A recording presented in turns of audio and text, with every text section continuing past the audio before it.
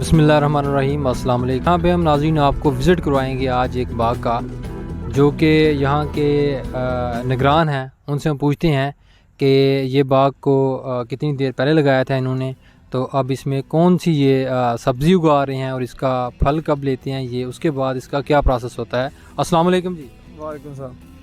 कहाँ के रहने वाले हैं आप? बुरे वाले से। तो कितनी देर होगी ये आपको यहाँ पे काम करते हुए? 2 माह। 2 माह हो गए हैं। तो कितनी यहाँ पे इन पौधों की उम्र हो चुकी है? 2 साल हो गए इसको। 2 साल। तो इसके कितने फल आप उतार चुके हैं? 1 फल उतार चुके हैं। तो इस बाग में जो पौधे लगे हुए हैं इनकी टोटल उम्र कितनी होती है? इसकी 4 साल हो गई। 4 साल होती है। और कितने एकड़ पे ये बाग यहाँ पे आपने लगाया हुआ है? 6 एकड़ पे। 6 एकड़ पे लगाया हुआ है। तो इसमें जो जगह होती है उसमें आप कोई सब्जियाँ उगाते हैं या फसल उगाते हैं, कौन सा काम करते हैं? सब्जियां उगाते हैं। तो ये सब्जी जो होती है इसमें कौन कौन सी सब्जी होती है? पालक होती है, शलजम होती है, भिंडी होती है, या तोरी होती है। तो इसके अलावा अमरूद के अलावा कौन सा और यहाँ पे पौधा है जो जिससे आप फल लेते हैं? मौसमी। मौसमी का फल कितनी देर का होता है? वो 2 साल का। 2 साल का होता है। और अमरूद का साल में? 1। तो ये कौन सी नस्ल का अमरूद लगा हुआ है यहाँ पे? 1 दिन देसी। देसी नस्ल का लगा हुआ है। तो इसको जब ये तैयार होता है तो आप कैसे बेचते हैं? ये जब तैयार होता है इसके तोड़ के शेल्फ भरते हैं, शेल्फ भर के फिर मंडी में सेल करते हैं। कौन सी मंडी पे? सियालकोट मंडी पे या किसी और जगह पे? सियालकोट में। सियालकोट पे। वहाँ जो मंडी में जब इसे लेके जाते हैं आप, तो इसका रेट क्या होता है? अगर आप यहाँ पे सेल करें तो इसका रेट क्या होता है? मंडी से रेट ज़्यादा होता है, इधर का रेट कम होता है। तो क्या आप हमें बता सकते हैं कि दूसरी फसलों में, चावल और गंदम में ज़्यादा फ़ायदा है या फिर बाग लगाने में ज़्यादा फ़ायदा है? बाग में ज़्यादा फ़ायदा है। बाग लगाया जाएगा इस पे या फिर दूसरी फसल लगाई जाएगी? नहीं, बाग लगाया जाएगा। बाग लगाया जाएगा। तो इसमें आपको क्या यहाँ पे सैलरी मिलती है? आप कितनी तरह पे काम करते हैं और आप लोगों को क्या बताएंगे कि बाग लगाने में कितना फ़ायदा है? बाग में बहुत फ़ायदा है। इधर से सैलरी 20,000 हमारी है जी। तो बाग लगाना चाहिए। हाँ जी, हाँ जी, बाग लगाना चाहिए। इसको कितनी देर बाद आप पानी लगाते हैं? 1 हफ्ते बाद। 1 हफ्ते बाद। और गोडी का क्या प्रोसेस है इसमें? गोडी इसके बूटों के नीचे गोडी करी हो। क्या इसका फल जो है वो अभी शुरू हो रहा है? हाँ जी, अभी इसका फल शुरू हो रहा है। तो कितनी देर तक ये प्रोसेस कंप्लीट हो जाएगा? इसके बाद ये फल उतरना शुरू हो जाएगा? ये 2 माह बाद कंप्लीट हो जाएगा। तो जो साल में 2 दफ़ा ये फल देता है, कौन से महीने में ये फल देना शुरू करता है? जनवरी में। जनवरी में इसका फल उतार लिया जाता है। उसके बाद फिर आप इसको मंडी ले जाते हैं? जी। ठीक है। तो उसके बाद जो इसमें आपने जो सब्ज़ी लगाई हुई है ये कौन सी है? पालक। तो ये कितनी देर बाद तैयार हो जाएगी? 1 माह बाद तैयार हो जाएगी। 1 माह बाद तैयार। इस पालक के बाद आप फिर यहाँ पे कौन सी सब्ज़ी उगाएंगे? इसके बाद धनिया बीजेंगे।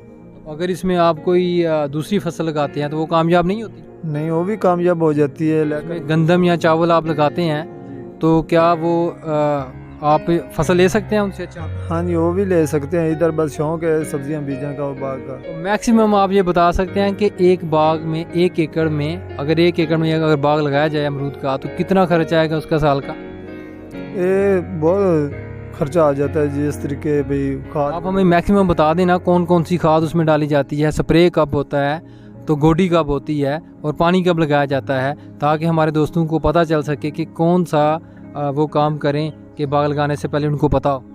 इस बाग को पहले पानी लगाया जाता है और इसकी गोडी करके इसके नीचे 1-1 किलो खाद 1-1 बूटे के नीचे पाई दी है। ठीक है। और इसको स्प्रे करी दी 1 हफ्ते बाद। तो स्प्रे जो होती है वो गर्मियों में करते हैं आप या सर्दियों में करते हैं?